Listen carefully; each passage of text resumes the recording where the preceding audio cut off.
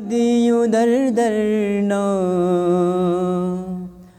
پھرائی جاتی ہے، تو اگر ہوتا تو ایسا نہیں ہوتا غازی ہے، تو اگر ہوتا تو ایسا نہیں ہوتا غازی۔ کبھی یثرب تو کبھی سوئے نجف دیکھتے تھے، کبھی تیرے کٹے شانوں کی طرف دیکھتے تھے، اور شان اکبر کے کلیجے سے نکالی برچھی ہے، تو اگر ہوتا تو ایسا نہیں ہوتا غازی ہے، تو اگر ہوتا تو ایسا نہیں ہوتا غازی۔ ہو گئی ثانی زہرا بھی ضعیفہ عباس، سانس لیتی ہوں مگر میں نہیں زندہ عباس، تیرے ٹکڑوں کی قسم تیری بہن ٹوٹ گئی ہے، تو اگر ہوتا تو ایسا نہیں ہوتا غازی ہے، تو اگر ہوتا تو ایسا نہیں ہوتا غازی۔ پیاس میں بھی تجھے آواز دیے جاتے تھے، زیر خنجر بھی تیرا نام لیے جاتے تھے، اور گردن شاہ پہ جب شمشمر چلاتا تھا چھری ہے، تو اگر ہوتا تو ایسا نہیں ہوتا غازی ہے، تو اگر ہوتا تو ایسا نہیں ہوتا غازی ہے۔ میرے ہاتھوں کو بھی رسی سے گیا تھا باندھا، میں بھی ہاتھوں کا نہ لے پائی سہارا بھیا، اور جیسے تو زی سے گھرا ویسے میں ناکے سے گھری ہے، تو اگر ہوتا تو ایسا نہیں ہوتا غازی ہے، تو اگر ہوتا تو ایسا نہیں ہوتا غازی۔ قید خانہ بھی غریبی پہ میرے روتا ہے، لاش مستور اٹھائے کہاں ہوتا ہے، اور فرض بیٹوں کا نبھائی علی کی بیٹی ہے، تو اگر ہوتا تو ایسا نہیں ہوتا غازی، ہے تو اگر ہوتا تو ایسا نہیں ہوتا غازی۔ کیسے بتلاؤں وہ دربار کا منظر بھیا، کھیلتا تھا سر سرور سے ستمگر بھیا، ارے مارتا تھا میرے مظلوم کے ہونٹوں پہ چھری، ہے تو اگر ہوتا تو ایسا نہیں ہوتا غازی، ہے تو اگر ہوتا تو ایسا نہیں ہوتا غازی۔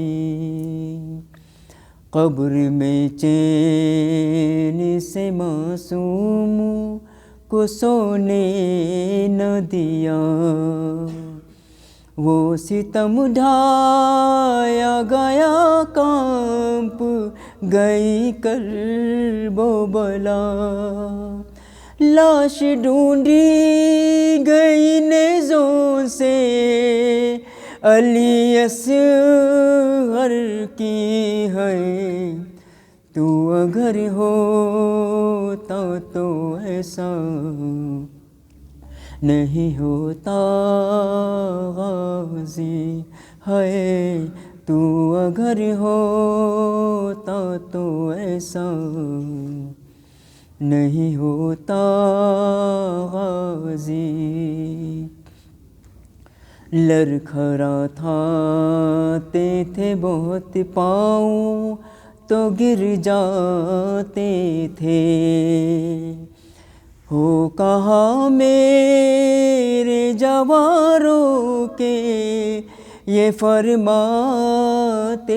تھے، ارے لاش ملتی نہ تھی بھیا کو علی اکبر کی، ہے تو اگر ہوتا تو ایسا نہیں ہوتا غازی، ہے تو اگر ہوتا تو ایسا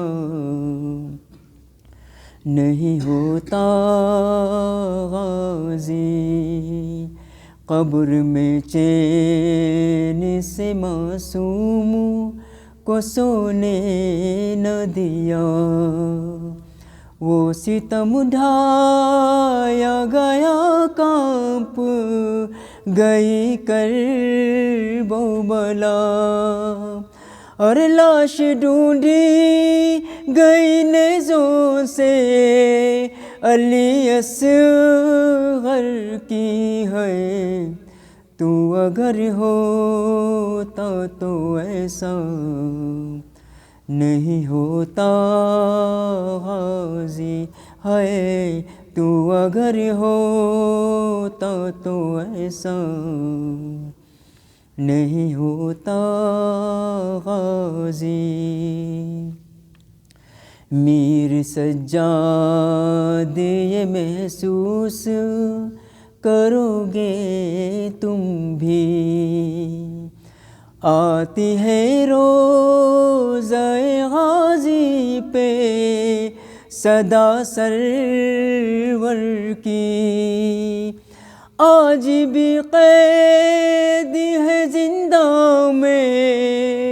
میں بچی میری، ہے تو اگر ہوتا تو ایسا نہیں ہوتا غازی، ہے تو اگر ہوتا تو ایسا نہیں ہوتا غازی۔ بر محمد وعلی محمد صلوات۔ لا حول ولا قوة إلا بالله العلي العظيم رب اشرح لي صدري ويسر لي أمري واحلل عقدة من لساني يفقهوا قولي أعوذ بالله من الشيطان اللعين الرجيم بسم الله الرحمن الرحيم الحمد لله رب العالمين وهو أحسن الخالقين والصلاة والسلام على أشرف الأنبياء والمرسلين خاتم النبيين ورحمة للعالمين سيدنا ونبينا ومولانا أبي القاسم محمد صل على محمد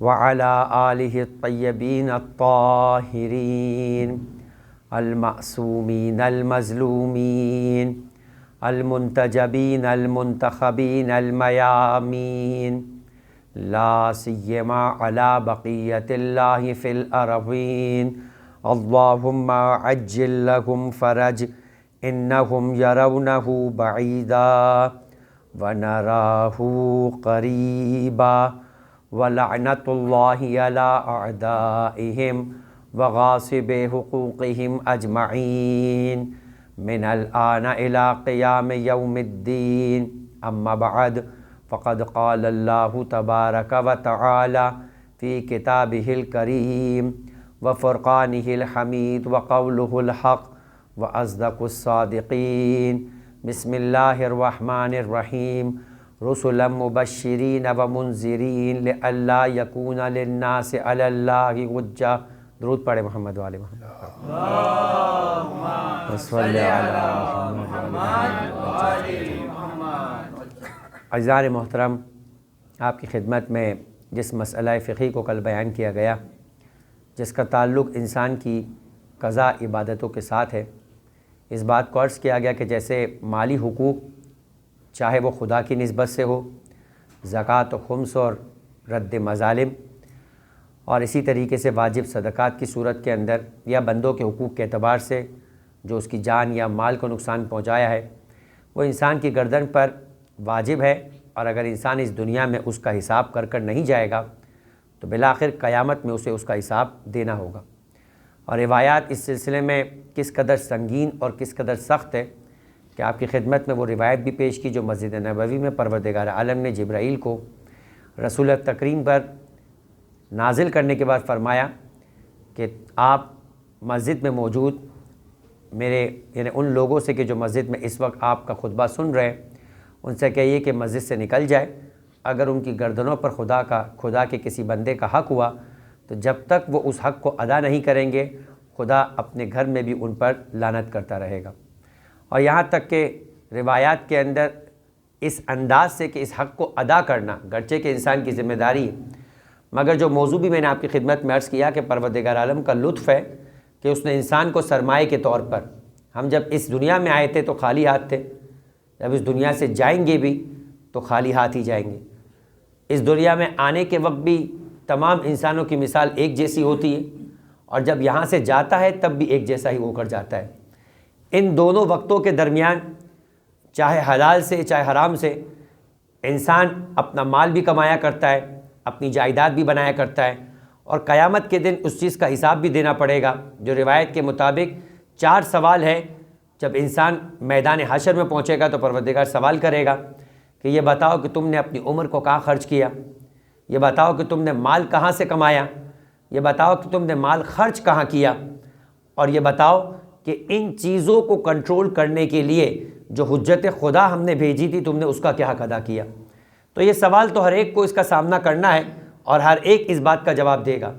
لیکن عزیزان محترم، اب اسی طریقے سے جس طرح حقوق العباد ہے، حقوق اللہ ہے، تو پروردگار عالم نے انسان کو عمر دی، اس عمر کے ذریعے سے انسان دنیا کے اندر مال کماتا ہے، مال کمانے کے اندر وہ حلال سے کمائے یا حرام سے کمائے یہ اس کی اپنی چوائس ہے۔ لیکن عزیزان محترم، جو انسان کو پروردگار عالم نے یہ زندگی دی اور جو یہ مال عطا کیا یہ لطف خدا ہے، اس کے باوجود بھی پروردگار عالم اس کے صحیح خرچ کرنے پر بھی انعام عطا کیا کرتا ہے۔ اسی طریقے سے بندے کا حق ہے، اگر آپ نے قرضہ لیا ہے یا آپ نے اس کے مال کا نقصان کیا ہے تو آپ نے ادا کرنا ہے، لیکن اس کے باوجود لطف خدا ہے کہ پروردگار واجبات کے انجام دینے پر بھی ثواب دیا کرتا ہے اور حرام سے بچنے پر بھی ثواب عطا کیا کرتا ہے۔ لہٰذا اسی لطف کے سلسلے میں روایت یہ بتاتی ہے، دیکھیں ایک تو 8ویں امام امام علی ابن موسیٰ الرضا علیہ افضل الصلاۃ والسلام،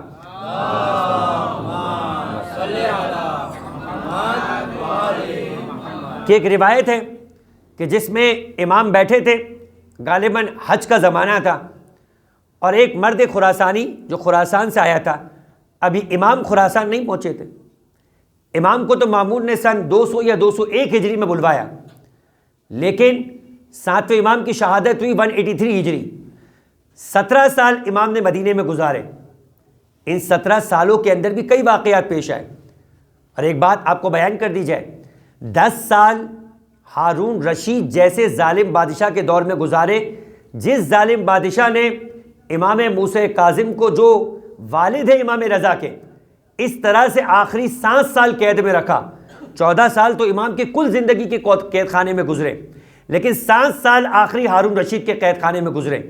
یہ 7 سال وہ تھے کہ جس میں حضرت معصومہ کم 4 یا 5 یا 6 عیدیں ایسی ہو گئی کہ جنہوں نے اپنے والد کی گویا زیارت نہیں کی، وہ تڑپتی رہی اپنے والد کے فراق کے اندر، اور یہی وجہ ہے کہ جب والد دنیا سے جدا ہو گئے تو اب جو کچھ تھا گویا والد کی غیبت میں یا ان کے زندان میں بھی 8ویں امام تھے، اور اب ان کی شہادت کے بعد بھی 8ویں امام ہے، لہٰذا ان کی جدائی 8ویں امام سے حضرت معصومہ کم سے برداشت نہ ہوئی۔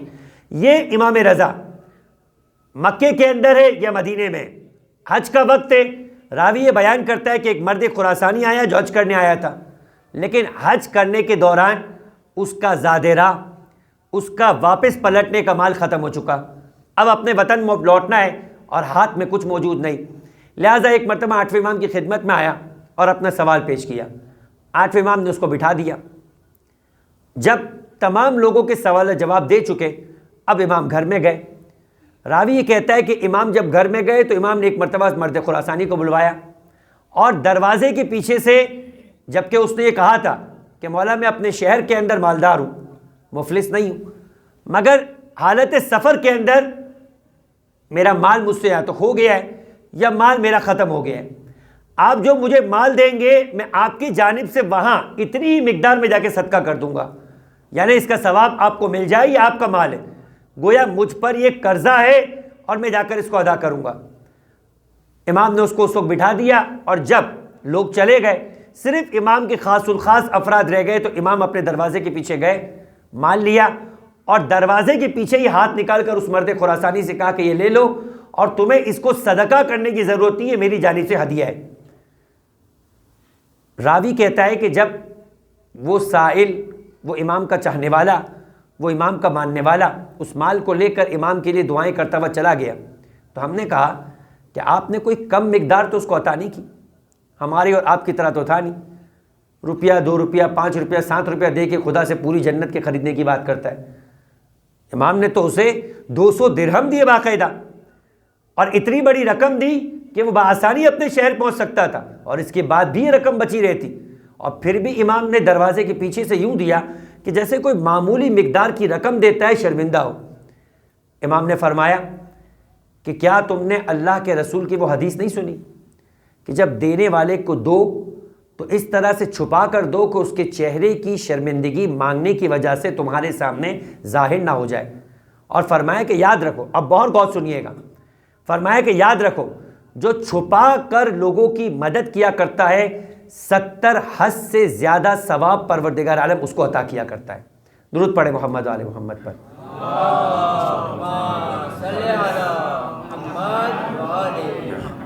اب جو روایت اس کے بعد مجھے آپ کو پیش کرنی وہ یہ کہ آغا دستغیب شیرازی فرماتے ہیں کہ اگر کسی پر 1 درہم کا قرضہ ہو، 1 درہم کا قرضہ، اور وہ اس 1 درہم کے قرضے کو ادا کرنے کی صحیح کر کے اس کو اتار دے، تو پروردگار عالم 1 درہم کے قرضے اتارنے پر اسے 70 حج کا ثواب دیا کرتا ہے۔ یعنی پروردگار عالم یہ کہہ رہا ہے کہ ٹھیک ہے صدقے کا ثواب ہے، لیکن صدقے کے علاوہ اگر تمہاری گردن پہ کسی کا حق ہے تو صدقے کی جگہ تم اپنے حق کو ادا کرو۔ تمہارا حق ادا کرنا پروردگار عالم کی بارگاہ کے اندر خود اپنی جگہ پر 70 حج کا ثواب رکھا کرتا ہے۔ گرچہ کہ انسان اپنا قرضہ اتار رہا ہے، لیکن اپنا قرضہ اتارنا بھی خدا کے نزدیک عبادت قرار پاتا ہے، کہ اپنے قرضے کی ادائیگی کے لیے یہ محنت کر رہا ہے اور محنت کر کے اپنی گردن کو آزاد کرا رہا ہے۔ یعنی پروردگار عالم یہ کہتا ہے کہ میں اس بات کو پسند نہیں کرتا کہ تم لوگوں کا مال لینے کے بعد سست ہو جاؤ، بلکہ لوگوں کا مال لینے کے بعد انہیں ادا کرو، تاکہ جو دینے والا مومن ہے وہ دینے کے اندر کسی بھی اعتبار سے تنگ ہوتا ہوا نظر نہ آئے۔ درود پڑھے محمد والے محمد پر۔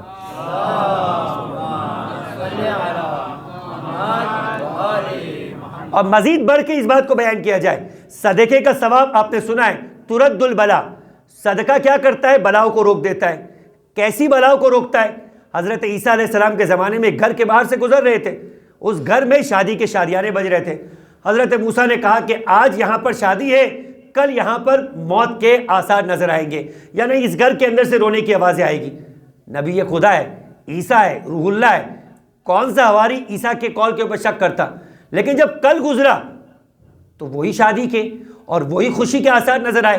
حیرت میں آ گیا اپنے حضرت عیسیٰ کے پاس اور جا کر کہنے لگا کہ اے نبی خدا، آپ نے جو کہا تھا اس کے برعکس ہو رہا ہے۔ کہا چلو ان کے گھر چلتے، اور مختصر یہ کہ جب گھر میں گئے اور بستر کو الٹا تو ایک کالے رنگ کا سیاہ سانپ اس کے بستر سے نکلا کہ جس کے منہ کے اندر پروردگار عالم نے ایک لکڑی کو پھنسایا ہوا تھا۔ کہا یہ دیکھ رہے ہو، اسے حکم ہو چکا تھا کہ یہ اس گھر میں موجود دلہن کو ڈس لے اور اس گھر کے اندر موت کے آثار نظر آئے، لیکن پروردگار عالم نے کسی نیکی کی وجہ سے آئی بھی موت کو ٹال دیا۔ اب دلہن کو بلوایا اور کہا کہ تم نے کون سی نیکی کی؟ اب وہ بھول چکی ہے، 24 گھنٹے کا عرصہ گزر چکا ہے۔ کہا مجھے کوئی خاص نیکی یاد نہیں۔ کہا پھر بھی سوچو۔ کہا بس کل رات کو سب شادی میں مصروف تھے، ایک سائل آیا اور آنے کے بعد آواز دینے لگا، میں دلہن تھی، اپنے کمرے میں موجود تھی، کوئی اور بھی نہیں خوشی کے ماحول کے اندر سننے کو تیار تھا۔ میں اپنے بستر سے اتر کے اس تک گئی اور اس سائل کو غذا اور کھانا عطا کیا۔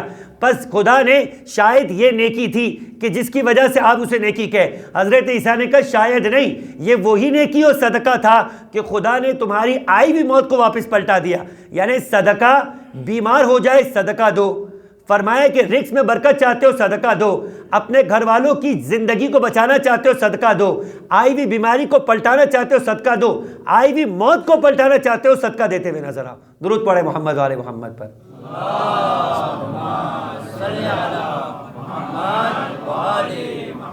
لیکن پھر اس کے بعد پیغمبر اکرم کی حدیث ملتی ہے کہ صدقہ دینے سے ایک کے بدلے میں خدا 10 عطا کیا کرتا ہے۔ یہ تو پروردگار عالم کا قانون ہے کہ فَلَهُ عَشْرُ أَمْثَالِهَا، کہ جو کوئی نیکی کرے گا تو خدا ایک نیکی کے بدلے میں اسے 10 عطا کرے گا، اور جو کوئی برائی کرے گا خدا اسی کے مثل اس کو عطا کرے گا۔ فرمایا لیکن اگر کوئی قرضہ دے گا تو خدا اسے صدقے کا ثواب بھی دے گا اور مال مومن کو، یعنی مومن کی مدد کرنے کا ثواب بھی دے گا۔ صدقے میں 10 ثواب دیتا ہے، قرضہ دینے میں 18 گنا ثواب دے گا۔ درود پڑھے محمد والے محمد پر۔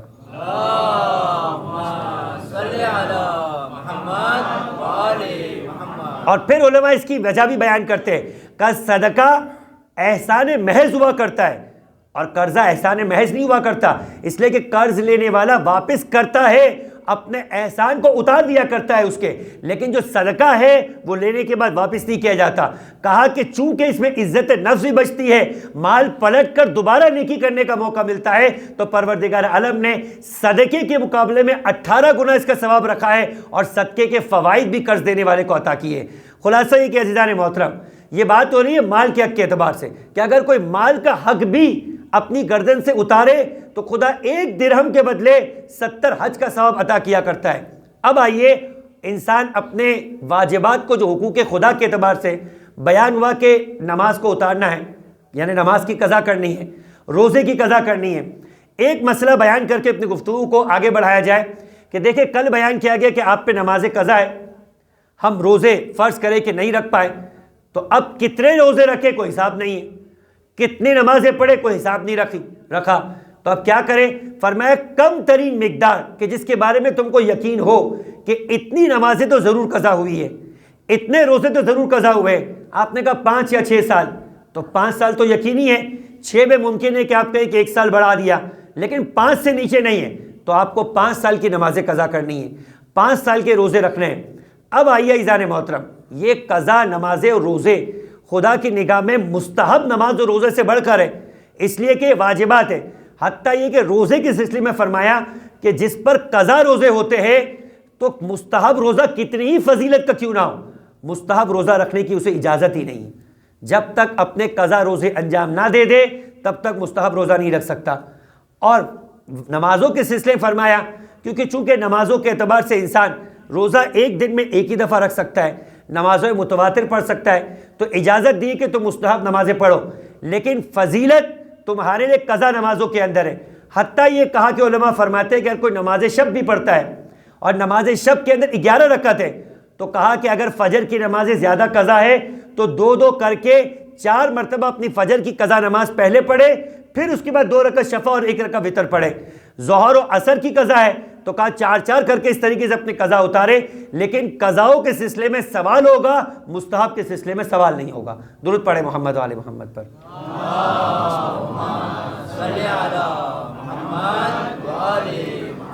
اب ایک اور قضا جو انسان کی ذمہ داری ہے، اور وہ ہے بڑے بیٹے پر اپنے مرحوم والد کی قضا نمازیں اور روزے۔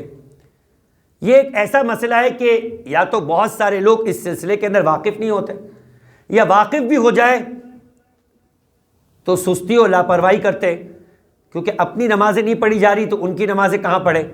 لیکن بالآخر واجب تو ہے، جب واجب ہے تو جس طرح اپنی نمازوں کا سوال ہوگا، اسی طریقے سے بڑے بیٹے سے اپنے باپ کی قضا نمازوں کا سوال بھی ہوگا۔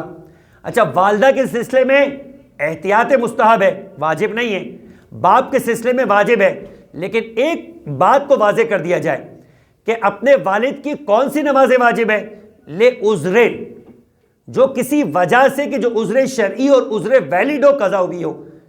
ایک باپ ہے جو پڑھتا ہی نہیں تھا، خدا نہ خواستہ، یا اپنے پڑھنے کے سلسلے میں لاپرواہ تھا، ان کی نماز قضا انسان کی ذمہ داری نہیں، البتہ اس کی ذمہ داری ہے کہ آپ کو کل کیا ہے، وصیت کر کے جائے، اور وہ وصیت کرے تو مال میں سے 1/3، یعنی اگر ₹1,00,000 اس کا مال ہے تو 33,333 روپے اس کو اجازت ہے کہ اپنے مال کو اپنے لیے خرچ کرے، تو وہ وصیت کر کے جا سکتا ہے کہ میری نمازیں قضا ہو گئی ہے، روزے قضا ہو گئے، اسے ادا کیا جائے۔ دیکھیں حج کے سلسلے میں تو اگر اس نے وصیت نہ کی ہے اپنے مال میں سے تو بھی حج کو انجام دینا ہے، لیکن نمازوں اور روزے کے سلسلے میں چونکہ مال سے پڑھوانی ہے، حج تو ویسے ہی واجب ہے مال کے سلسلے میں کیونکہ وہ ہے ہی مالی عبادت، لیکن نماز اور روزہ مالی عبادت نہیں ہے۔ لہٰذا اگر باپ اپنی وصیت میں لکھ کر جائے کہ میرے مال میں سے میری واجب نمازوں کو پڑھا دیا جائے یا میرے روزے قضا کروا دیے جائے، تو تمام اولاد پر واجب ہے کہ پہلے وصیت پہ عمل کرتے ہوئے نمازوں کو پڑھایا جائے، روزوں کو رکھوایا جائے، اتنی رقم ہٹانے کے بعد باقی مال کو وراثت میں تقسیم کیا جائے گا۔ لیکن اس مال کے سلسلے میں شریعت نے فقط مرحوم کو اجازت دی ہے کہ وہ 1/3 یعنی 33% تک اپنے مال کو استعمال کر سکتا ہے۔ اب 100 سال کی نماز، 50 سال کی نماز پڑھنے کو کہہ دی اور اتنی وراثت میں رقم ہی نہیں ہے، تو وارثوں کی ذمہ داری فقط 33% تک ہے۔ اب یہاں پر اس مسئلے کو جوڑیے بڑے بیٹے پہ قضا نمازوں کے ساتھ۔ اب بڑا بیٹا پڑھے گا یا مال سے پڑھوایا جائے گا؟ کہ اگر باپ نے وصیت کی ہے تو پہلے اس وصیت کے بنے پہ مال خرچ کیا جائے گا۔ مثال کے طور پہ باپ نے 30 سال کی نمازیں لکھی، نمازوں کے لیے جو رقم ہے وہ فقط 10 سال کی ہے، تو 10 سال ادا ہو جائے گی اسی رقم سے، اور 20 سال کی بڑے بیٹے پہ رہ جائے گی۔ اب باقی اولاد مل کر بڑے بیٹے پہ رحم کھا لے اور یہ کہے کہ ٹھیک ہے بھائی 20 سال کی نمازیں بھی باپ کے مال سے پڑھا دیتے، ہمیں باپ کے مال کی وراثت کی ضرورت نہیں ہے، باپ نے زندگی بھر ہمارے لیے کیا، تو اگر آج ہم اس کے مال سے اسی کی نماز پڑھا دیں تو یہ اس سے بڑی کیا نیکی ہم ان کے لیے کر سکتے ہیں کہ ان کے واجبات بھی ادا ہو جائے۔ تو یہ پھر اولادوں کا تفضل و احسان ہوگا اس باپ کے ساتھ بھی اور اس بڑے بیٹے کے ساتھ بھی۔ درود پڑھے محمد و آل محمد پر۔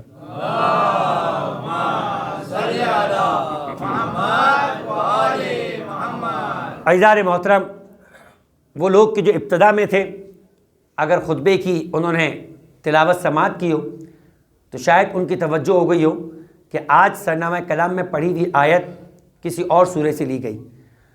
سورہ مبارکہ توبہ کی 111ویں آیت کو مسلسل ان 8 شبوں کے اندر آپ کی خدمت میں عرض کیا گیا، لیکن آج کی شب کے اندر گویا موضوع کو اپنے ایک نتیجے تک پہنچانا ہے، اس کے لیے آیت کو سرنامہ کلام میں کچھ اور سورہ سے لیا گیا، جو سورہ مبارکہ نساء کی آیت نمبر 165 ہے۔ آیت میں پروردگار ارشاد فرماتا ہے کہ رسولا مبشرین و منذرین لئلا یکون للناس علی اللہ حجہ، کہ ہم نے ارسال کیا اور بھیجا۔ دیکھیں، ایک ہے یہ جو رسول کا عہدہ ہے، نبوت کا عہدہ ہے جس سے نبی نکلا ہے، رسالت کا عہدہ ہے جس سے رسول نکلا ہے، اولو العزم پیغمبر ہے، ائمہ علیہ السلام ہے، یہ سب پروردگار عالم کی جانب سے سلسلہ ہدایت کے مختلف روپ ہیں۔ اِنَّ عَلَيْنَا لَلْهُدَىٰ وَإِنَّ لَنَا لَلْآخِرَةَ وَالْأُولَىٰ۔ خدا کہتا ہے کہ ہدایت کی ذمہ داری ہم پر ہے۔ کبھی آدم کو بھیج کر نبھائی، کبھی نوح کو بھیج کر نبھائی۔ آدم اور نوح میں کیا فرق ہے؟ آدم نبی تھے، صاحب کتاب نہیں تھے، صاحب شریعت نہیں تھے، صاحب اولو العزم نہیں تھے۔ آدم آئے، ان پر صحیفے اترے، لیکن شریعت کوئی خاص قسم کی بیان نہیں ہوئی۔ پہلی مرتبہ شریعت حضرت نوح علیہ السلام پر آئی، شریعت نے ترقی کی، حضرت موسیٰ علیہ السلام کے زمانے تک بڑھی، پھر حضرت عیسیٰ علیہ السلام کی تک بڑھی، پھر پیغمبر اکرم تک بڑھی، یہاں تک کہ خدا کی جانب سے حکم آ گیا الیوم اکملت لکم دینکم واتممت علیکم نعمتی۔ دین اب مکمل ہو گیا، اور اب اس کے بعد مزید شریعت نہیں آئے گی، بلکہ شریعت کا بیان کرنے والا، شریعت پر لوگوں کو چلانے والے کا سلسلہ قائم ہو جائے گا۔ لہٰذا اس سلسلے کو امامت کہا گیا۔ تو جو پروردگار عالم نے ارسال کیے، آدم سے لے کر خاتم تک، امیر کائنات سے لے کر حضرت حجت تک، یہ سارے سلسلے کو ارسال کہا گیا۔ رسولم مبشرین و منذرین۔ اچھا، جو ان لوگوں کو ارسال کیا، ان لوگوں کو بھیجا، اپنا پیغام دے کر بھیجا، ان کا کام کیا ہے؟ مبشرین و منذرین۔ ہر نبی کا، ہر رسول کا، ہر صاحب شریعت نبی کا اور ہر امام کے دو ہی کام ہیں، مبشرین و منذرین، نذیر اور بشیر، جو پیغمبر اکرم کے بھی القاب ہے۔ یعنی کیا کام ہے؟ اطاعت کرنے پر بشارت دیتے ہیں، مخالفت کرنے کے اوپر انذار کرتے ہیں۔ بشارت ہے جنت کی اور انذار ہے جہنم سے۔ لئلا یکون للناس علی اللہ حجہ۔ اچھا، یہ پورا سلسلہ کیوں نازل کیا؟ تو پروردگار عالم خود جواب دیتا ہے، تاکہ لوگوں کی حجت ہم پر باقی نہ رہے۔ اب اس پر غور کیجئے گا، تھوڑی سی گفتگو مشکل ہے، اور اس کے بعد گفتگو اس مقام تک پہنچے گی جہاں تک میں لے کے جانا چاہتا ہوں۔ ٹاپک بھی ہمارا حجت خدا تھا، لہٰذا میں اس آیت کو جو سورہ مبارکہ توبہ کی پیش کی، اور یہ آیت جو سورہ مبارکہ نساء کی، ان دونوں کو ملا کر اپنا نتیجہ دینا چاہوں گا۔ فرمایا رسول مبشرین و منذرین، کہ خدا نے رسولوں کو بھیجا، خدا نے پیغمبروں کو بھیجا، خدا نے انبیاء کو بھیجا، خدا نے ائمہ کو بھیجا۔ کیوں بھیجا؟ تاکہ وہ پروردگار عالم کی اطاعت پر لوگوں کو بشارت دے اور پروردگار عالم کی مخالفت پر لوگوں کو ڈرائے۔ کیوں ڈرائے اور کیوں بشارت دے؟ لِأَلَّا يَكُونَ لِلنَّاسِ عَلَى اللَّهِ حُجَّةٌ، تاکہ خدا پر لوگوں کی جانب سے حجت قائم نہ ہو جائے۔ اب خدا پر لوگوں کی جانب سے حجت قائم نہ ہو جائے، ترجمہ تو آپ نے سن لیا، مگر کیا بات واضح ہوئی کہ کون سی حجت ہے جو خدا پر عائد ہو رہی تھی، کہ جس سے خدا اپنے آپ کو بچانا چاہ رہا تھا؟ دیکھیں، حجت کہتے دلیل کو، شرعی زبان کے اندر، قانونی زبان کے اندر، فلسفے کی زبان کے اندر، منطق کی زبان کے اندر اور عقل کی زبان کے اندر جب مقابلہ ہوتا ہے، دیکھیں مقابلے دنیا میں کئی طرح کے ہوتے ہیں، دو بچے وہ بھی لڑ رہے ہوتے ہیں، یہ بھی مقابلہ ہے، اور کبھی کبھی یہ کام بڑے بھی کرتے ہیں۔ لیکن جسمانی مقابلے سے ہٹ کر کبھی کبھی دلیلوں کا مقابلہ بھی ہوتا ہے۔ اچھا، آپ کی دلیل کیسی بھی ہو، لیکن بحث تو ہو جاتی۔ جب بحث ہوتی تو کیا ہوتا ہے؟ ہر ایک اپنی اپنی دلیل دیتا ہے۔ یہ جو بحث اور دلیلوں والا جو مقابلہ ہے، اس کو کہتے ہیں محاجہ۔ اب میں آپ کو لے کر چلوں، آ جائیے میدان مباحلہ میں۔ کیا کہا سورہ مبارکہ آل عمران میں؟ فَمَنْ حَاجَّكَ فِيهِ مِنْ بَعْدِ مَا جَاءَكَ مِنَ الْعِلْمِ فَقُلْ تَعَالُوا نَدْعُوا أَبْنَاءَنَا وَأَبْنَاءَكُمْ وَنِسَاءَنَا وَنِسَاءَكُمْ وَأَنفُسَنَا وَأَنفُسَكُمْ ثُمَّ نَبْتَهِلْ فَنَجْعَلْ لَعْنَةَ اللَّهِ عَلَى الْكَاذِبِينَ۔ آیت کو دوبارہ واپس شروع سے سنیے، فَمَنْ حَاجَّكَ فِيهِ۔ اب آپ کے ذہن میں آ گئی کہ جب دو لوگ آپس میں دلیل کے اندر، نظریات کے اندر ایک دوسرے کے ساتھ بحث کرے اور ہر ایک اپنی اپنی دلیل پیش کرے تو اس مقابلے کو کہتے محاجہ. جب تلوار سے لڑائی ہو تو کہتے مقاتلہ. اب دوبارہ واپس چلیے آیت کی طرف، کہ جو آیت میں نے آپ کی خدمت میں 8 دنوں سے پیش کر رہا تھا. ان اللہ اشترى من المؤمنین انفسهم واموالهم بان لهم الجنہ یقاتلون فی سبیل اللہ فیقتلون ویقتلون. یہ ہے مقاتلہ کہ جس کے اندر خدا کہہ رہا ہے کہ دیکھو ہم نے مومن سے جان اور مال کو خرید لیا. جب وہ اپنے جان اور مال کے لیے جا کر ہماری راہ میں جہاد کیا کرتے ہیں، یعنی اپنے مال کو بچانے کا جہاد کرو تب بھی جہاد ہے، اپنی جان کو بچانے کا جہاد کرو تب بھی جہاد ہے. اسی لیے فرمایا کہ جو اپنے مال کو بچاتے ہوئے بھی لڑ جائے وہ بھی اگر مر جائے گا تو شہید کہلائے گا. جس طریقے سے دین کو بچانے والا بھی اگر لڑ کر اپنی جان کو بچائے تو شہید ہے، مگر مال بھی اس قابل ہو کے بچایا جائے، جان بھی اس قابل ہو کے بچایا جائے. ہر جان خدا کی نگاہ میں پیش کرنا شہادت نہیں ہے، ہر مال کو بچانا بھی خدا کی نگاہ میں شہادت نہیں ہے. درود پڑھے محمد آل محمد پر.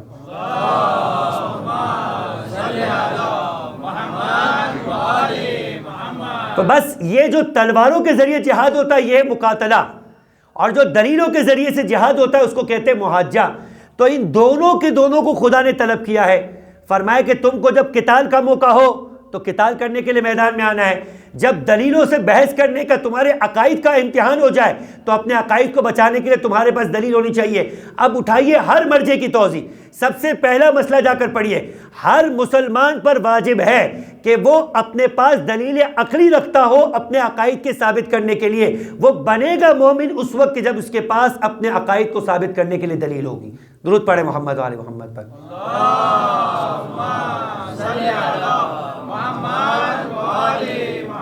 یعنی فروع دین کا جہاد کچھ اور ہے، اصول دین کا جہاد کچھ اور ہے.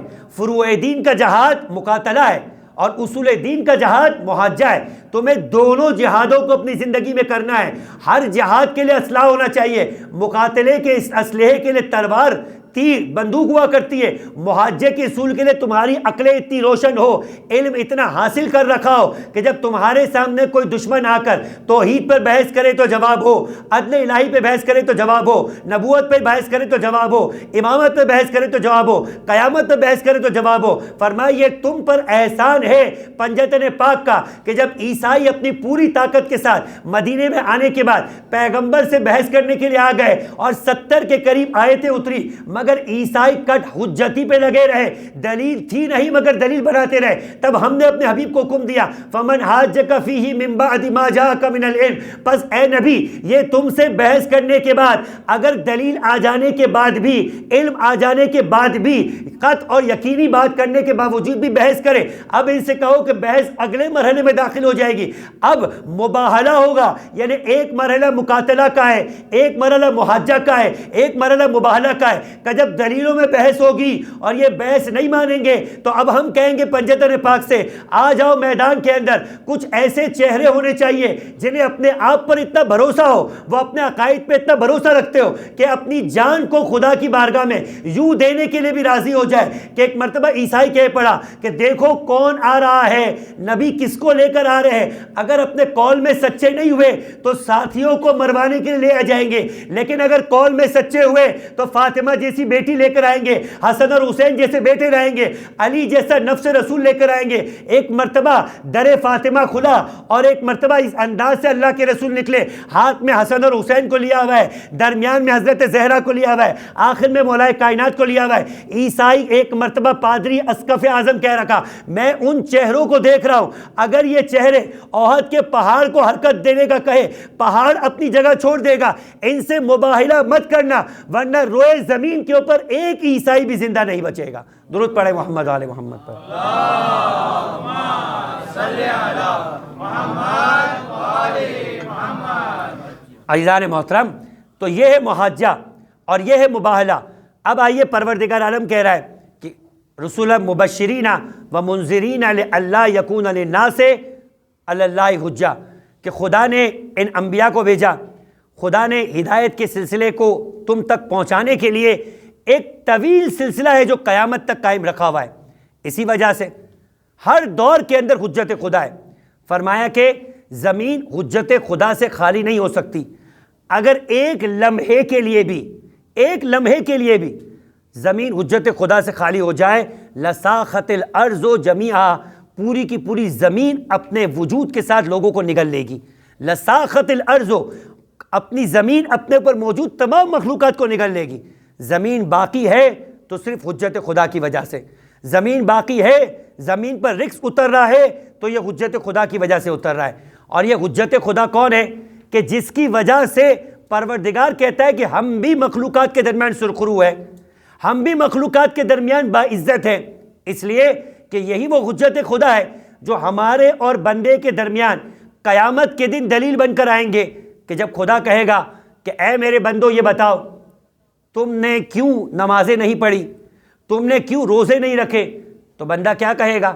دو حال میں سے تو خالی نہیں ہے، یا تو کہے گا مجھے پتا تھا پھر بھی نہیں پڑھی تو پھر جہنم ہے، اور اگر یہ کہتا ہے کہ مجھ تک کوئی نبی نہیں آیا، مجھ تک کوئی رسول ہی نہیں آیا، مجھ تک کوئی امام ہی نہیں آیا، تو اب یہ پروردگار عالم پر حجت بن گئی، یعنی خدا کے خلاف حجت ہو گئی۔ اب اگر واقعی بندے تک کوئی پیغام نہیں پہنچا تو بندہ معذور ہو گیا، یعنی بندے پر اب کسی طرح کا کوئی عذاب نہیں ہوگا اور مزید اس سے کوئی سوال و جواب نہیں ہوگا۔ خدا نے کہا قیامت کے دن ہم سوال کریں گے، بندہ ہم سے سوال نہیں کرے گا۔ ہم کب بندے سے سوال کر سکتے؟ جب حجت خدا زمین پر موجود ہوگی۔ تو اس حجت خدا کا کام کیا ہے؟ کہ یہ خدا کو بچائے اور بندگان خدا تک خدا کا پیغام پہنچائے۔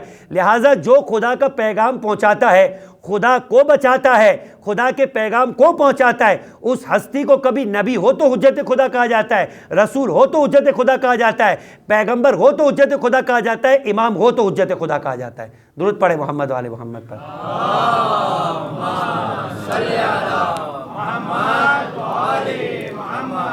اب اس حجت خدا کا مقام کیا ہے عزیزان محترم؟ آٹھویں امام، امام علی ابن موسیٰ رضا علیہ افضل الصلاۃ والسلام،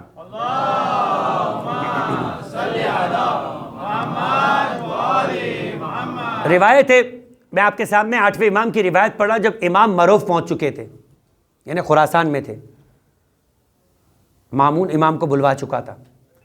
ایسے موقع پر کئی لوگوں کے مناظرے امام کے ساتھ ہوئے، تو انہی میں ایک گروہ تشیع بھی تھا، اس کا بھی مناظرہ ہوا۔ اہل بیت کے ماننے والے، اہل بیت کے چاہنے والے، الگ الگ انداز سے عزیزان محترم جب حجت خدا سے دور ہو گئے تو چاہے شیعہ تھے مگر کوئی 4 امامی شیعہ بن گیا، کوئی 5 امامی شیعہ بن گیا، کوئی 6 امامی شیعہ بن گیا۔ 8ویں امام کے دور تک آتے آتے ایک پورا گروہ ہے جو واقفی بن گیا، یعنی وہ کہتا تھا کہ 7ویں امام غیبت میں چلے گئے اور یہی قائم حضرت حجت تھے، اب وہ ظاہر ہوں گے۔ 8ویں امام کو ماننے کو تیار نہیں تھے۔ ہر دور کے اندر اس طرح کے کچھ افراد تھے، لہٰذا سب سے پہلی مرتبہ جب شیعہ الگ ہوا تو وہ امام حسن کا دور تھا، اسی لیے پیغمبر فرما کے گئے تھے ابنایان امامان کاما او قعودا۔ آپ اس کا کیا ترجمہ کرتے ہیں؟ ابنایان امامان کاما او قعودا، میرے 2 یہ بیٹے امام ہوں گے، غلط ترجمہ ہے، میرے دونوں یہ بیٹے امام ہیں، کاما او قعودا، یعنی پیغمبر کے دور میں بھی امام ہے، بچپنے کے دور میں بھی امام ہے۔ اور اگر کوئی کہے گا کہ 4 یا 5 سال کا بچہ امام ہو سکتا ہے، تو ایک مرتبہ جامعۃ الازہر کے پرنسپل نے آج سے 40 سال پہلے ہی اس کا جواب دے دیا، اور وہ کہہ کر گئے جب گود کا بچہ مریم کے گہوارے کے اندر کہہ سکتا ہے کہ انی عبداللہ و آتانی الکتابہ و جعلنی نبیہ، کہ پروردگار عالم نے، میں خدا کا وہ بندہ ہوں جسے خدا نے نبی بنا کر بھیجا ہے اور کتاب دے کر بھیجی ہے، تو کہا اگر عیسیٰ یہ کہہ سکتے ہیں کہ میں ماں کی گود کے اندر نبی ہوں، صاحب کتاب ہوں، تو فخر عیسیٰ کو اس بات کا زیادہ حق ہے کہ وہ 4 یا 5 سال کی عمر کے اندر اپنی امامت کا اعلان کرے، اور وہ کیا امامت کا اعلان کرے؟ اللہ کے رسول اس کی امامت کا اعلان کر رہے ہیں۔ کیا فرمایا؟ ابنایان امامان کاما او قعودا، میرے یہ دونوں بیٹے امام ہیں، چاہے قیام کرے چاہے قعود کرے۔ بچپنے کے اندر تھے، اللہ کے رسول کیا بچوں کی اٹھک بیٹھک کی بات کر رہے تھے؟ کبھی بچے کھیل کھیلتے ہوئے کھڑے ہو جاتے، کبھی کھیل کھیلتے ہوئے بیٹھ جاتے۔ یہ ہماری اور آپ کی نگاہ ہے، اللہ کے رسول کی نگاہ اتنی دور رس تھی کہ بتا دیا کہ جب صلح امام حسن ہوگی تو حسن بیٹھ جائے گا تب بھی امامت باقی رہے گی، حسین قیام کریں گے تب بھی امامت باقی رہے گی۔ یہ عام اٹھ اور بیٹھ نہیں ہے عزیزان محترم، یہ کس انداز سے امامت کو چلانا ہے، یہ اس امامت کے چلانے کی اٹھ بیٹھ ہے۔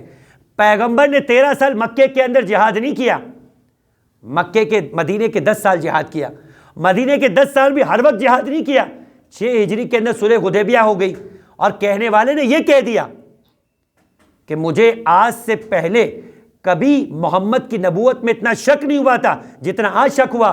تو شک میں تو وہ پہلے ہی سے تھا، شک میں وہ پہلے ہی سے تھا، آج شک کا اظہار کر کے بتایا کہ آج بہت زیادہ شک ہو گیا، اور جو شک میں ہوتا ہے وہ کفر میں ہوتا ہے، اب چاہے مسلمان اس کو کچھ بھی بنائے۔ تو عزیزان محترم، پیغمبر نے بھی صلح کی اور حسن مجتبیٰ نے بھی صلح کی، پیغمبر نے بھی جنگ کی، حسین نے بھی جنگ کی۔ یعنی اس کے مطلب کیا کہنا چاہ رہے پیغمبر؟ حسن اور حسین میرے 2 روپ ہے، جس طرح سے میں صلح کروں، حسن بھی اگر میری طرح صلح کرے تو امام ہے، جس طرح سے میں جہاد کروں اور حسین بھی جہاد کرے تو وہ امام ہے، ہر 2 صورت کے اندر امام ہے۔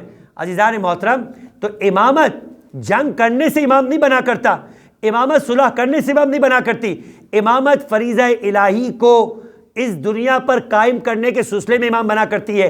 لہٰذا امام حسن مجتبیٰ نے صلح کی، لوگوں کو یہ صلح ہضم نہیں ہوئی۔ اچھا، کن لوگوں کو صلح ہضم نہیں ہوئی؟ پیغمبر کے دور کے اندر تو فقط مسلمان تھے، ابھی تو فرق نہیں پیدا ہوا تھا کہ کوئی علی والا ہے کوئی غیر علی والا ہے، اگرچہ کہ امیر کائنات کی فضیلت اور امیر کائنات کی محبت کے بارے میں تو پیغمبر نے جو کہا وہ سب مسلمانوں کے لیے کہا تھا کہ حبو کا، اے علی تیری محبت ایمان ہے، وہ بغض کا کفر، اور تیرا بغض کفر ہے۔ مامونی کا دربار تھا، کہنے لگا کہ میں نے سنا ہے لوگوں سے، لوگ یہ کہتے ہیں کہ قیامت کے دن علی جنت و جہنم بانٹ رہے ہوں گے۔ مامون سے یہ ہضم نہیں ہو رہا ہے، تعجب کر رہا ہے کہ علی جنت و جہنم بانٹیں گے۔ اچھا، انکار بھی نہیں کر رہا، ہاتھ ہم سے کہتا ہے کہ آپ اس کی کچھ وضاحت فرما دیں۔ فرمایا تم آخرت میں جنت و جہنم کے بانٹنے کی بات کر رہے ہو، جنت و جہنم تو دنیا میں ہی بٹ گئی۔ اب کہہ رہا ہے کہ میں آپ سے آخرت کی بات کر رہا ہوں، اب دنیا کے اندر ہی کہہ رہے ختم، یعنی معاملہ تو اور زیادہ سنگین ہو گیا۔ فرمایا کیوں، تم نے اپنے پیغمبر اکرم کا اپنے آباء و اجداد سے حدیث نہیں سنی؟ حبک یا علی ایمان و بغضک یا علی کفر، کہ علی تیری محبت ایمان ہے اور تجھ سے بغض رکھنا کفر ہے۔ کہا بالکل، یہ حدیث تو ثابت ہے۔ کہا پھر تو دنیا میں ہی جنت و جہنم تقسیم ہو گئی، جو علی سے محبت کرتا ہے وہ جنتی ہے اور جو علی سے بغض رکھتا ہے وہ کافر ہے، اس لیے کہ مومن جنت میں جائے گا اور کافر جہنم میں جائے گا، تو فیصلہ تو یہی ہو گیا۔ بس ایک مرتبہ مامون خوش ہو گیا، عجیب جملہ کہا کہ خدا مجھے آپ کے بغیر زندہ نہ رکھے، بس یہ جملہ کہا اور امام دربار سے نکلے۔ ابا سلط کہتا ہے کہ میں بڑا خوش ہو گیا کہ کیا آپ نے مامون کو جواب دیا اور کس طریقے سے آپ نے مامون کو سمجھایا۔ بس باہر نکلے، میں راستے میں تھا۔ ابا سلط کا نام آپ کے ذہن میں ہونا چاہیے۔ ابا سلط کون ہے؟ وہی خواجہ ابا سلط کے مشہد کے اطراف میں جس کی زیارت ہے اور امام رضا علیہ السلام کی شہادت کا راوی بھی ہے۔ وہی ابا سلط کہتا ہے راستے میں نے امام سے کہا واہ سبحان اللہ مولا، کیا آپ نے جواب دیا؟ اب ابا سلط تو سبحان اللہ کہتا ہے، لیکن لگتا ہے آپ لوگوں کو سمجھ میں نہیں آیا کہ آپ نے بھی سبحان اللہ بولنا چاہیے، اور مجمع سبحان اللہ کہتا ہے کہ جب وہ نعرہ حیدری مارتا ہے۔ درود پڑھے محمد والے محمد پر۔ اللہم صلی علی محمد وآل محمد۔ تو ایک مرتبہ ابا سلط نے جب یہ بات کہی، امام آپ نے تو آج عجیب کام کر دیا اور اس طرح سے مامون کو مطمئن کر دیا۔ امام نے فرمایا وہ مامون کے لیے جواب تھا، تمہارے لیے نہیں۔ وہ مامون کے لیے جواب تھا، تمہارے لیے نہیں۔ کہا مولا کیا مطلب؟ کہا میرا جد پل صراط پہ کھڑا ہوگا اور پل صراط پہ کھڑے ہو کر بولے گا جہنم سے ہاذا لک، اور جو جنت میں جانے والا اس کو کہے گا ہاذا لی، یعنی پل صراط پہ کھڑے ہو کر علی کہیں گے جو میرا ہے وہ جنتی ہے، جو تیرا ہے وہ جہنمی ہے۔ درود پڑھے محمد والے محمد پر۔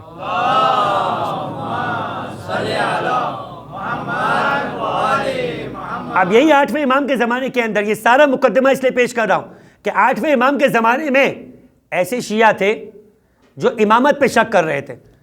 اچھا، آج بھی شیعہ پریشان ہو جاتا ہے، مکتبہ اہل بیت کا چاہنے والا پریشان ہو جاتا ہے کہ کیا شیعوں میں بھی ایسا کوئی گروہ ہو سکتا ہے؟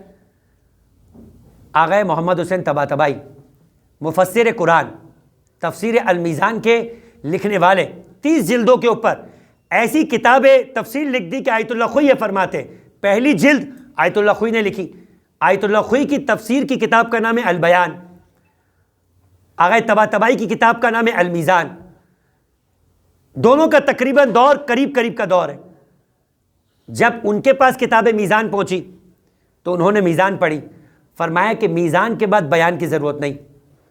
یہ مرتبہ تھا آغا طباطبائی کی تفسیر کا، اور وہ آغا طباطبائی ایک کتاب لکھتے جس کا نام ہی ہے عنوان شیعہ، اور اس شیعوں کے عنوان کے اندر انہوں نے اس کتاب میں شیعوں کے 40 سے اوپر فرقے بیان کیے۔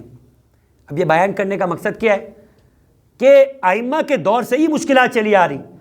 امام حسن مجتبیٰ کے دور کے اندر میں نے کہا پیغمبر کے دور میں جس کو پیغمبر کی نبوت میں شک ہوا وہ کافر ہو گیا، مسلمان باقی نہیں بچا، مگر امام حسن کے دور تک آتے آتے وہ کلمہ تو پڑھنے والا تھا، حسن کی امامت میں شک کر بیٹھا اور کہنے لگا السلام علیکہ یا مذل المؤمنین، کہنے والا کوئی اور نہیں، امام حسن کا اپنا ماننے والا شیعہ، اور امام حسن کی صلح کو برداشت نہیں کر سکا۔ بس اسی طریقے سے کچھ لوگ شیعہ تھے جو حسین کے قیام کو برداشت نہ کر سکے، چوتھے امام کے دور میں پہنچے، پھر شیعہ تبدیل ہو گیا، ایک پورا گروہ بن گیا کیسانیہ کا، اور محمد حنفیہ کو اپنا امام ماننے لگا۔ محمد حنفیہ جانتے تھے کہ علی ابن حسین امام ہے، اب کیسے اس کو حل کرے؟ تاریخ بتاتی کہ ایک مرتبہ آئے محمد حنفیہ اور آ کر کہنے لگے چوتھے امام سے کہ چونکہ میں علی کا باقی رہ جانے والوں میں سب سے بڑا بیٹا ہوں، چونکہ میں علی کے باقی رہ جانے والے بچوں میں سب سے بڑا ہوں، علی کے بعد امامت کس کو ملی؟ امام حسن کو، امام حسن کے بعد امامت کس کو ملی؟ امام حسین کو، تو اب علی کے اولاد میں جو بھی تیسرا ہوگا امامت اس کو ملے گی، تو امامت میرا حق ہے، لہٰذا سارے تبرکات پیغمبر اکرم میرے حوالے کر دو۔ امام سجاد نے فرمایا کہ چچا آپ تو جانتے ہیں کہ امامت میرا حق ہے، اور پھر بھی آپ یہ سوال کریں گے تو آپ ہلاکت میں شمار ہو جائیں گے، ہلاک ہونے والوں میں شمار ہو جائیں گے۔ کہا میں کیا کروں، لوگ مجھے ہی امام بنانے پر مصر ہیں۔ تو فرمایا کہ اس کا حل ہے، ہم چلتے مسجد الحرام میں اور وہاں جانے کے بعد حجر اسود سے سوال کرتے۔ محمد حنفیہ کہنے لگے حجر اسود کیسے ہمارا فیصلہ کرے گا، وہ تو پتھر ہے۔ عزیزان محترم، جو امام ہوتا ہے وہ حجر اسود کو پتھر ہوتے ہوئے پتھر نہیں سمجھتا، اور جو امام نہیں ہوتا پھر محمد حنفیہ ہی صحیح مگر وہ پتھر کو بھی پتھر سمجھ رہا ہوتا ہے۔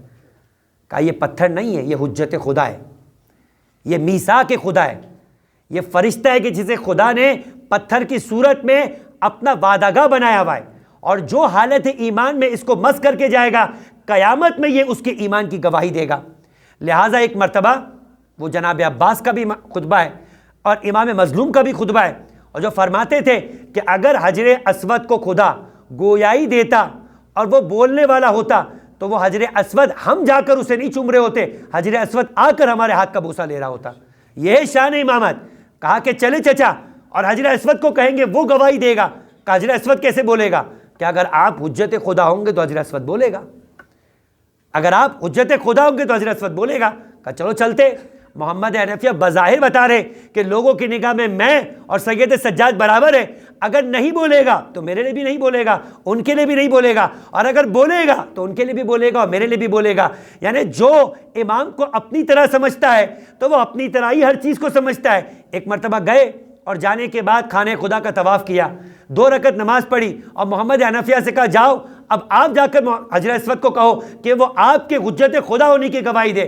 گئے محمد حنفیہ، علی کے بیٹے ہیں، اس کے باوجود ایک حجر اسود کے قریب گئے اور کہا اے حجر اسود السلام علیک، گواہی دو میرے حق کے اندر۔ حجر اسود نے کچھ نہیں کہا، جیسا تھا ویسا ہی رہا، جیسے آپ کے لیے رہتا ویسے ان کے لیے رہا۔ بس ایک مرتبہ امام سید سجاد آگے بڑھے اور حجر اسود پہ ہاتھ رکھ کے کہا السلام علیکہ یا میثاق اللہ، اے میثاق خدا تجھ پہ سلام ہو، اور گواہی دے اس چیز کی جو تمہارے سامنے حجت خدا ہے۔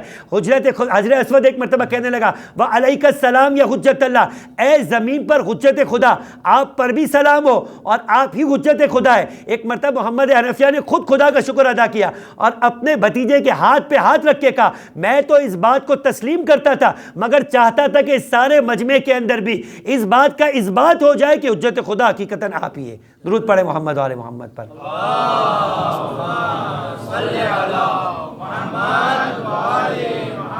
عزیزان محترم، شان سید سجاد، شان حجت خدا کو اس انداز سے بھی سنیے کہ راوی یہ کہتا ہے، اور یہ روایت بھی احسن المقال ہی سے لی گئی ہے، وہی شیخ عباس قمی جو سکۃ المحدثین ہے، سکۃ الاسلام ہے، شیخ عباس قمی احسن المقال کی پہلی جلد میں چوتھے امام کی سیرت کے باب کے اندر ایک روایت نقل کرتے، فرمایا کہ اس دور کے بڑے بڑے صوفی، اب کون بڑے بڑے صوفی ہے؟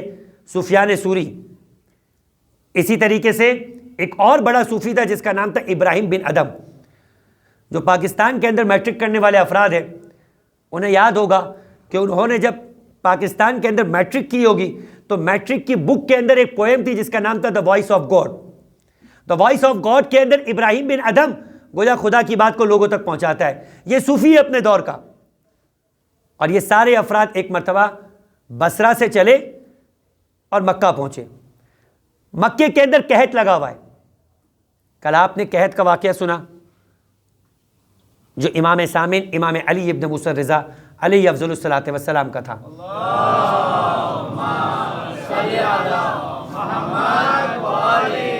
آج جو واقعہ ہے وہ سید سجاد کے زمانے کا، وہ قحط پڑا تھا خراسان میں، یہ قحط پڑا ہے مکہ معظمہ میں، اور ایک مرتبہ لوگوں نے گھیر لیا، کہا بصرہ سے اتنے بڑے بڑے عابدین اور اتنے بڑے بڑے خدا کے متقی افراد آئے تو آپ خدا سے دعا کریں خدا رحمت خدا کو برسا دے۔ انہوں نے طواف کیا، طواف کرنے کے بعد مقام ابراہیم کے پیچھے چلے گئے، 2 رکعت نماز پڑھی اور خدا سے دعا کری مگر کچھ نہ برسا۔ ایک مرتبہ سید الساجدین جو طواف کر رہے تھے فرمایا کیا اما فیکم احد یحبک الرحمن، کیا تم میں کوئی ایک بھی ایسا نہیں جس سے خدا محبت کرتا ہو؟ تو کہنے لگے ہمارا کام تو دعا کرنا ہے، قبول کرنا نہ قبول کرنا اس کا کام ہے، آپ بھی دعا کر کے دیکھ لیجئے۔ امام ایک مرتبہ طواف کرتے، طواف کرنے کے 2 رکعت نماز پڑھتے۔ اچھا بڑا دلچسپ ایک جملہ کہا ہے کہ جب اسی طرح سے قحط کا زمانہ سامرہ میں پڑا تھا امام عسکری علیہ افضل الصلاۃ والسلام کے دور میں، درود پڑھتے ایک مرتبہ زمانے کے امام کے بارے میں،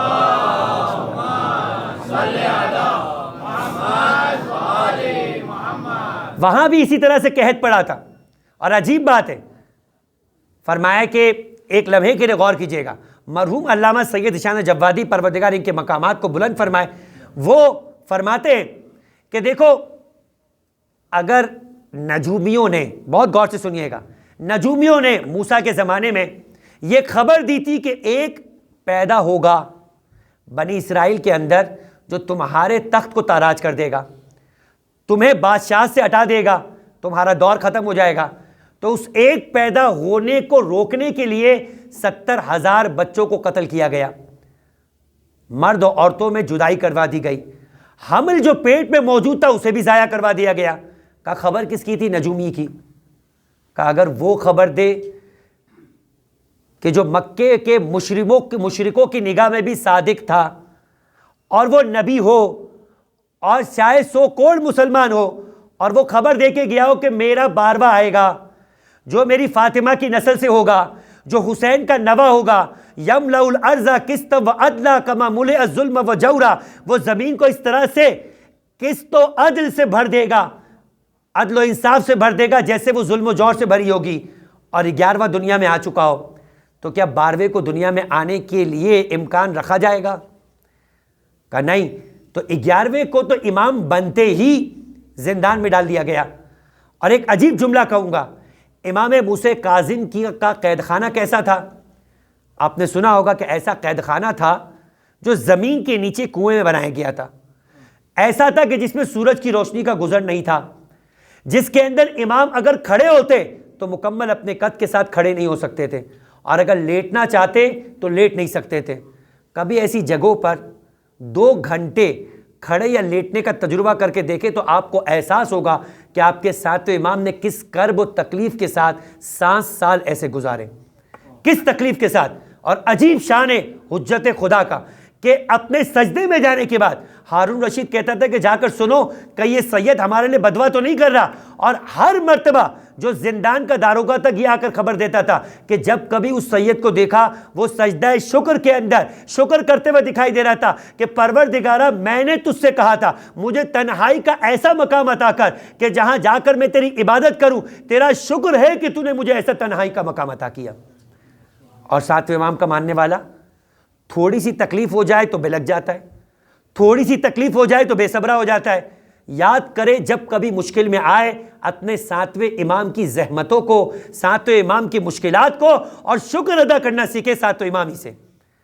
اور اب آپ نے سنا کہ ساتویں امام کا قید خانہ وہ تھا کہ جس میں امام کھڑے نہیں ہو سکتے تھے۔ 11ویں امام 4 سال ایسے قید خانے میں رہے جہاں امام کھڑے ہی نہیں ہو سکتے تھے، کھڑے ہو کر اپنے سر کو جھکانا دور کی بات۔ 4 سال ایسا قید خانہ، آج بھی سامرہ کے اندر وہ قید خانہ موجود ہے جو سرنگ کی صورت میں ہے، جس کے اندر کھڑا ہونا بھی ممکن نہیں تھا، اور خدا نے اسباب پیدا کیے۔ وَنُورُ اللَّهِ لَيُطْفِئُ، وہ نور خدا کے جسے یہ لوگ بجھانا چاہتے ہیں پروردگار عالم اسے ابھار دیا کرتا ہے اور ساری دنیا اسے روشن ہو جاتی ہے۔ خراسان روشن ہوا امام رضا کی امامت کے ذریعے سے کہ جب سارے خراسان میں بارش برسی۔ سامرہ روشن ہوا جب امام حسن عسکری کی دعا کے ذریعے سے سامرہ میں بارش برسی اور سامرہ میں قحط لگ گیا۔ ایک عیسائی آتا تھا، ہاتھوں کو بہلایا کرتا تھا، آسمان پہ بادل آیا کرتے تھے، بارش برسنا شروع ہو جاتی تھی۔ مسلمان نماز استسقاء پہ پڑھا جا رہا ہے، پڑھا جا رہا ہے، پڑھا جا رہا ہے۔ نہ ان صوفیوں کی دعاؤں کے ذریعے سے مسجد الحرام میں بارش ہوئی، نہ مسلمانوں کے نماز استسقاء کے ذریعے سے سامرہ میں بارش ہوئی۔ لیکن وہ عیسائی ہاتھ کو پھیلاتے بارش ہو گئی۔ کہنے لگا اگر تمہارا دین حق ہوتا تو تمہاری نماز پڑھنے سے بارش ہو جاتی، میرا دین حق ہے، میں ہاتھ کو پھیلا کے دعا کرتا ہوں بارش ہو جاتی ہے۔ متوکل گھبرا گیا یا معتمد گھبرا گیا، کہا اس کا جواب کیا دیا جائے؟ مسلمانوں پہ حکومت کرنی ہے تو مسلمانوں کا مسلمان رہنا ضروری ہے، ورنہ سب عیسائی ہو جائیں گے اور یہ علاقہ روم کے سلطنت کے اندر آ جائے گا۔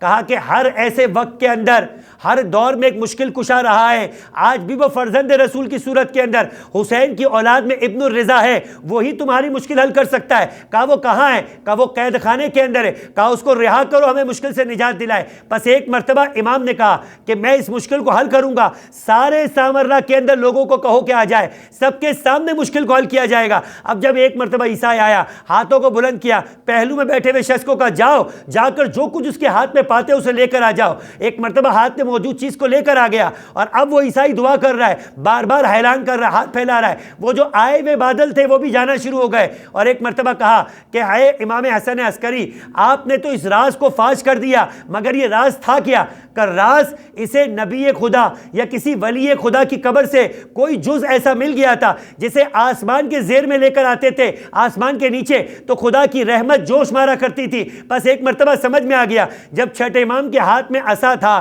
ابو حنیفہ آگے بڑھ کر جب معلوم ہوا کہ اللہ کے رسول کا عصا تھا، کہا یہ اللہ کے رسول کا عصا ہے، آگے چومنے کے لیے آ گیا۔ امام نے ایک مرتبہ عصا کو پیچھے ہٹ کر کہا یہ عصا ہے، لکڑی ہے، رسول سے نسبت رکھتا ہے، اسے چومتے ہو، یہ پورا وجود، لحم کا لحمی، دم کا دمی، فم کا فمی، یہ پورا وجود فرمایا اللہ کے رسول کا گوشت ہے، اللہ کے رسول کا خون ہے۔ درود پڑھے محمد و آل محمد پر۔ اللہم صلی علی محمد و آل محمد۔ اس موقع پر مرحوم ذیشان جوادی فرماتے ہیں کہ امام نے جب دعا کی، فرمایا کہ ٹھیک ہے آپ نے اس کا راز فاش کر دیا، اب بادل چلے گئے، بارش تو چاہیے، تو بارش کیسے ہوگی؟ امام نے کہا مصلی عبادت کو بچھایا جائے، مصلی عبادت، اور پھر اس کے بعد دعا کی۔ مرحوم علامہ سید شاہ فاروق فرماتے ہیں کہ ایک نبی خدا کے آثار آسمان کے نیچے آ جائے اور وہ دعا کرنے والا عیسائی ہو، دعا قبول ہو کر آسمان پہ بادل آ جائے، یہ تو پورا وجود کا وجود ولی خدا ہے، تو یہ ڈائریکٹ دعا کر دیتے؟ فرمایا کہ نہیں، مصلی عبادت کو بچھا کر بتایا کہ اس ساری چیزوں پر ہماری قدرت ہے، لیکن یاد رکھو یہ قدرت خدا کی طرف سے دی ہوئی ہے۔ عبادت کر کے ہم بتاتے ہیں کہ اس خدا کی بندگی ایسی کرو کہ خدا تمہاری دعاؤں کو یوں قبول کرتا ہوا نظر آئے۔ بندگی کے بغیر کچھ بھی کائنات کے اندر نہیں ہے، یہ بندگی کی معراج ہے جو یہ بیان کیا کرتی ہے، جو جتنا بندگی کی معراج پر جائے گا اتنا خدا کے قریب ہو جائے گا۔ درود پڑھے محمد و آل محمد پر۔ اللہم صلی علی محمد و آل محمد۔ بس آئیے چوتھے امام کے اس واقعے کی طرف، کیونکہ آج مصائب کے اندر بھی چوتھے امام کے خطبے کو پیش کرنا ہے کہ چوتھے امام نے ایک مرتبہ طواف کیا، طواف کرنے کے بعد نماز پڑھی، نماز پڑھنے کے بعد ہاتھ اٹھائے، فرمایا سیدی بحبک لی، اے میرے پروردگار عالم، اے میرے سید و سردار، میری اس محبت کی قسم جو تجھ کو مجھ سے ہے، ان لوگوں پر اپنی رحمت کو برسا۔ اتنا کہنا تھا کہ بارش برسنا شروع ہو گئی۔ عزیزان محترم، شیخ عباس قمی کہتے ہیں یہ سید سجاد کی کوئی بڑی فضیلت نہیں ہے، یہ فضیلت تو سید سجاد کے غلاموں کی ہے، یہ فضیلت تو سید سجاد کے غلاموں کی ہے۔ کہ مدینے میں بھی قحط پڑا تھا، سید سجاد ہی کا زمانہ تھا۔ کہتے ہیں کہ سعید ابن جبیر یہ کہتے ہیں کہ مدینے میں ہر ایک نماز استسقا پڑھ رہا تھا، قبر رسول کے پاس آ کر دعا کر رہا تھا، مگر بارش نہیں برس رہی تھی۔ کہ میں نے دیکھا کہ ایک ٹیلے کے اوپر ایک سیاہ حبشی غلام ہے، تو جو نہ جانے کس طریقے سے ٹیلے پر چڑھتا ہے اور دعا کرتا ہے، بادل آتے، بادل برسنا شروع ہو جاتے، اور وہ حبشی غلام اترتا ہے اور محلہ بنی ہاشم میں جا کر غائب ہو جاتا ہے۔ خدا آپ کو کئی مرتبہ میں اس عشرے میں کہہ چکا کہ مدینے کی زیارت 6 معصومین کی زیارت ہے، جو سید المرسلین نبی کی بھی زیارت ہے، جو سیدۃ النساء حضرت فاطمہ زہرا کی بھی زیارت ہے، جو امام حسن کے، امام حسین کے بڑے بھائی امام حسن مجتبیٰ کی بھی زیارت ہے، سید سجاد کی بھی زیارت ہے، امام باقر کی بھی زیارت ہے، امام صادق کی بھی زیارت۔ اسی مسجد نبوی کے بعد باب بقیع اور باب جبرائیل کے درمیان محلہ بنی ہاشم تھا، یہیں پر امام حسن کا گھر بھی تھا، یہیں پر امام سجاد کا بھی گھر تھا، یہیں پر امام حسن مجتبیٰ کا بھی گھر تھا۔ اسی محلے میں جا کر وہ حبشی غلام غائب ہو گیا۔ سعید ابن جبیر ڈھونڈتے ڈھونڈتے ڈھونڈتے پوچھتے پوچھتے سید سجاد کے دروازے پر آ گئے۔ سید سجاد کے دروازے کو دق الباب کیا۔ سید سجاد نے دیکھا، یہ تبع تابعین تھا، صحابی وہ جس نے رسول کو دیکھا، تابعین وہ کہ جس نے رسول کے صحابی کو دیکھا، تبع تابعین وہ کہ جس نے رسول کے صحابی کے دیکھنے والے کو دیکھا، یعنی تیسری نسل کے اندر ہے وہ۔ ایک مرتبہ امام کہتے ہیں کہ کیسے آنا ہوا، کیونکہ اہل سنت کے اعتبار سے سید الساجدین بھی تبع تابعین ہیں۔ کیوں؟ اس لیے کہ اللہ کے رسول کو امام حسین نے دیکھا اور امام حسین کو سید سجاد نے دیکھا، تو اس انداز سے وہ بھی ان کی نگاہ کے اندر تابعین ہیں۔ اب ان کی نگاہ کے اندر ایک تابعین نے تبع تابعین کو ویلکم کیا۔ کہ کیسے آنا ہوا؟ کہ مولا ایک غلام ہے کہ جو آپ کے گھر میں داخل ہوا ہے، میں اس غلام سے اس کی زیارت کرنا چاہتا ہوں۔ امام نے گھر میں بلوایا، کہا تم زیارت کیوں کرنا چاہتے ہو؟ میں پورا غلام ہی تمہیں عطا کر دیا کرتا ہوں۔ امام زین العابدین کی ایک عادت تھی، فرماتے تھے کہ سارا سال غلام خریدتے تھے، غلاموں کی تربیت کرتے تھے، اور عید الفطر کو غلام کو آزاد کر دیا کرتے تھے۔ کہ مدینہ امام کے غلاموں سے بھرا ہوا تھا، اور اس انداز سے مدینے کے اندر وہ غلام پیدا کیے تھے یا وہ غلام رہا کر کے رکھے تھے کہ غلاموں کی آبادی کی صورت کے اندر محمد اور آل محمد سے محبت کرنے والوں کی کثرت پیدا کر رہے تھے۔ اور کیسے غلام تھے، کیسے غلاموں کی تربیت کرتے تھے کہ ایک مرتبہ امام نے کہا کہ میں تمہیں وہ غلام ہی عطا کر دیتا ہوں۔ ایک ایک کر کے غلاموں کو جمع کرنا شروع کیا۔ سعید ابن جبیر ایک غلام کو دیکھتا، 2 غلام کو دیکھتا، تیسرے غلام کو دیکھتا، کہتا ان غلاموں میں وہ نہیں۔ کہا اپنے غلاموں کے سپروائزر سے کوئی غلام باقی رہ گیا ہے؟ کہا ایک غلام ہے جو استبل میں گھوڑوں کا دھیان رکھتا ہے۔ فرمایا کہ وہ اتنا خاص نہیں ہے، کہا اسے بھی بلوا دو تاکہ سعید ابن جبیر اس کو بھی دیکھ لے۔ بس ایک مرتبہ وہ غلام آیا، جیسے ہی وہ غلام آیا سعید ابن جبیر نے کہا یہی تو تھا، یہی تو تھا۔ امام نے کہا کہ اے غلام آج سے میں تجھے سعید ابن جبیر کو عطا کرتا ہوں۔ غلام ایک مرتبہ ہاتھ کو جوڑ کر کھڑا ہو گیا اور سعید ابن جبیر سے کہنے لگا کہ وہ کیا وجہ بنی کہ انت فارقت بینی و بین الامام، کیا وجہ بنی کہ تو میرے اور میرے امام کے درمیان جدائی پیدا کر رہا ہے؟ تو ایک مرتبہ کہنے لگا کہ میں نے دیکھا تھا ٹیلے پر کہ کس طرح سے تو کھڑے ہو کر دعا مانگ رہا تھا، ہر ایک دعا مانگ رہا تھا۔ اگر کسی اور کے دعا مانگنے پر رحمت خدا برسنی ہوتی تو تیری دعا تک کیوں مؤخر ہو پڑی تھی، مگر تو نے جا کر دعا کی تو ایک مرتبہ خدا نے رحمت خدا کو برسا دیا۔ تو ایک مرتبہ اس غلام نے ہاتھوں کو بلند کیا کہ پروردگار یہ راز فقط تیرے اور میرے درمیان موجود تھا، اب تو اپنے بندے کی روح کو قبض کر لے اس سے پہلے کہ میں اپنے مولا سے جدا ہوں۔ اور سعید ابن جبیر کہتا ہے کہ میں روتا ہوا نکلا، کچھ دیر بعد پیغام آیا سید سجاد کا، کیا اپنے اس دوست کے جنازے میں شریک نہیں ہوں گے؟ تو یہاں پر شیخ عباس قمی کہتے ہیں سید سجاد کی چھوٹی موٹی فضیلتیں نہیں ہیں کہ ان کی دعاؤں سے آسمان کی رحمت برس جایا کرتی ہے، یہ تو سید سجاد کی غلاموں کی فضیلت ہے کہ اگر غلام بھی ہاتھ اٹھا لے تو خدا اس کے کہنے پر بھی رحمت خدا کو برسا دیا کرتا ہے۔ درود پڑھے محمد و آل محمد۔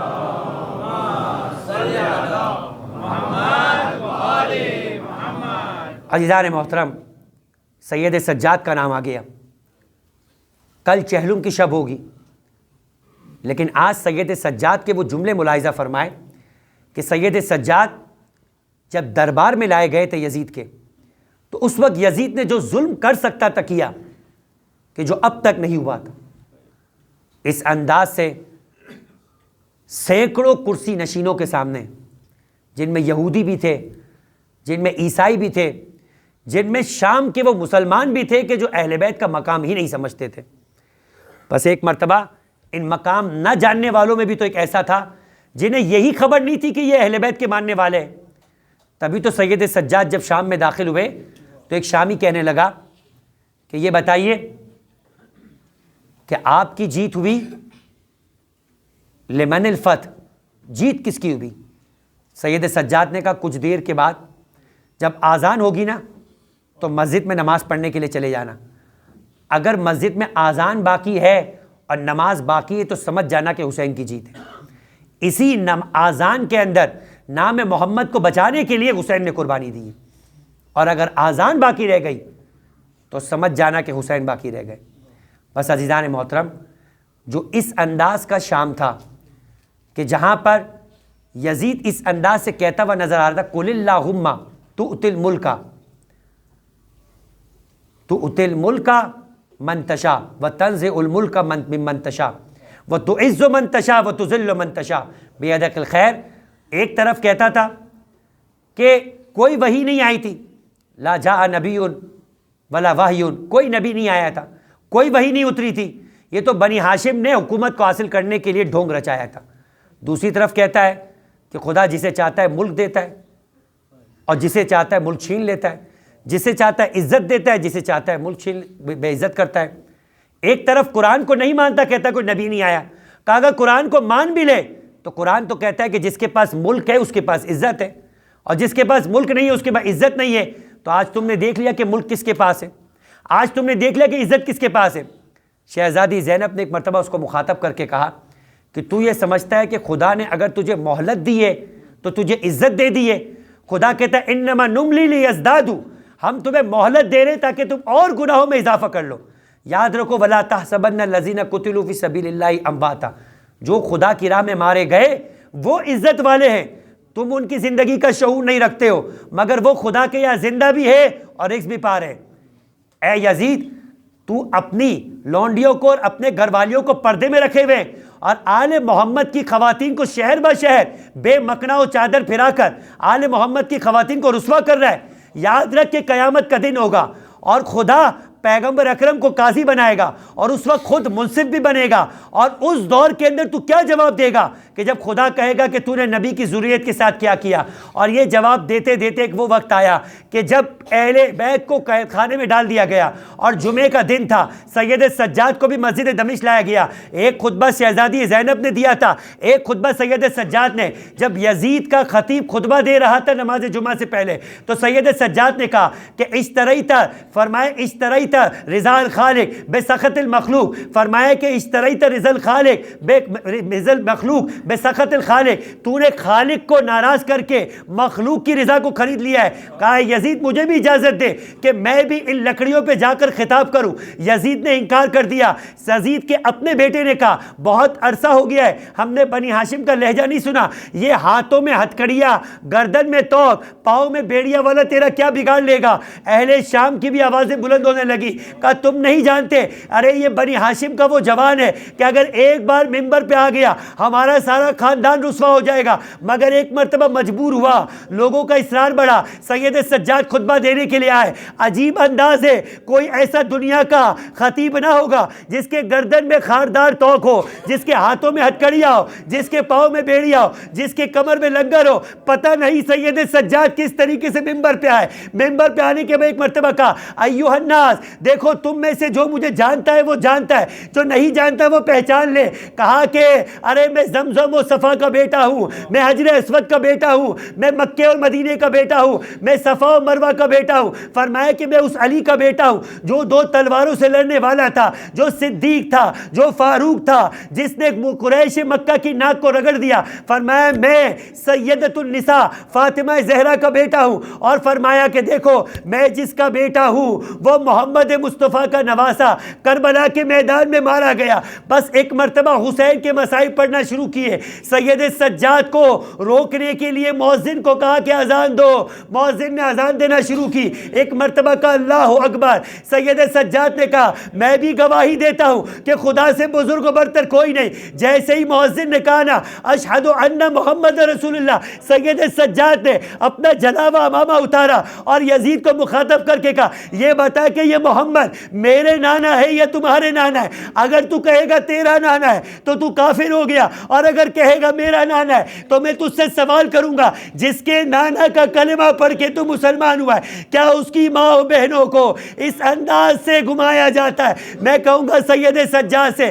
آپ کے خطبے کو روکنے کے لیے یزید نے آذان بلند کی، مگر آپ کے بابا کے کلام کو روکنے کے لیے کربلا کے میدان میں کوئی اور منظر و طریقہ کار تھا۔ صحیح ہے کہ آپ کے ہاتھوں میں ہتکڑیاں تھی، آپ کے پاؤں میں بیڑیاں تھی، مگر آپ کے بابا کے ہاتھ میں 6 مہینے کا وہ بچہ تھا۔